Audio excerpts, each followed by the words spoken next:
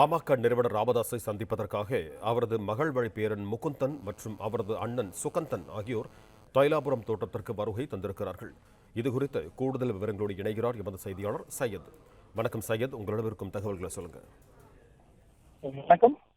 பாமக நிறுவனர் டாக்டர் ராமதாஸுக்கும் அவரது மகன் அன்புமணி ராமதாஸுக்கும் இடையே கருத்து மோதல் நடந்து வருகிறது. இந்த நிலையில் டாக்டர் ராமதாஸ் அன்புமணி ராமதாஸ் பற்றி பல்வேறு குற்றச்சாட்டுகள் வைத்தால் தொடர்ந்து மாநில பொதுளாளர், மாநில பொதுச் செயலாளர், மாநில சமூக நீதி பேரவை தலைவர், 74 மாவட்ட செயலாளர்கள், 57 மாவட்ட தலைவர்கள், மாவட்ட ஒன்றிய நிர்வாகிகள் டாக்டர் ராமதாஸ் அதிரியாக மாற்றி வருகிறார். இந்த நிலையில் இன்று டாக்டர் ராமதாஸை சந்திப்பதற்காக அவரது பேரன் சுகந்தன் மற்றும் குழுந்தினர்கள் தொடர்ந்து தற்போது தைலாபுரம் தோட்டத்துக்கு வருகை தந்துள்ளனர். கடந்த சில தினங்களுக்கு முன்பாக பாமக இளைஞரின் தேர்வாக இருந்த முகுந்தன் தனது பதவியை ராஜினாமா செய்தார். இருந்தும் தைலாபுரம் தோட்டத்திற்கு வரும் முகுந்தன் சென்னையில் டாக்டர் ராமதாஸை சந்தித்தார். தொடர்ந்து தைலாபுரம் தோட்டத்திற்கு வராமல் இருந்த முகுந்தன் தற்போது டாக்டர் ராமதாஸை சந்தித்து சமாதானம் செய்யும் முயற்சியில் ஈடுபட்டு தைலாபுரம் தோட்டம் வந்துள்ளார். மேலும் இவருக்கு வன்னியர் சங்கத்தில் பொறுப்பு வழங்கப்படலாம் எனவும் எதிர்பார்க்கப்படுகிறது. மேலும் இன்று டாக்டர் ராமதாஸ் பல்வேறு நிர்வாகிகளை மாற்றம் செய்து வருவது குறிப்பிடத்தக்கது.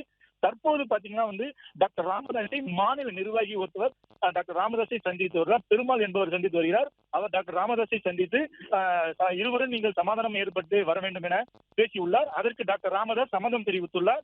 நீங்கள் போய் என்னை எப்படி பேசுவீங்களோ அதே போல என்னுடைய மகன் அன்புமணியை சந்தித்து நீங்க பேசுங்கள் என தற்போது பெருமாளிடம் கூறியுள்ளார். அந்த தகவலை தற்போது அந்த பெருமாள் நமதிடம் தெரிவித்தார்.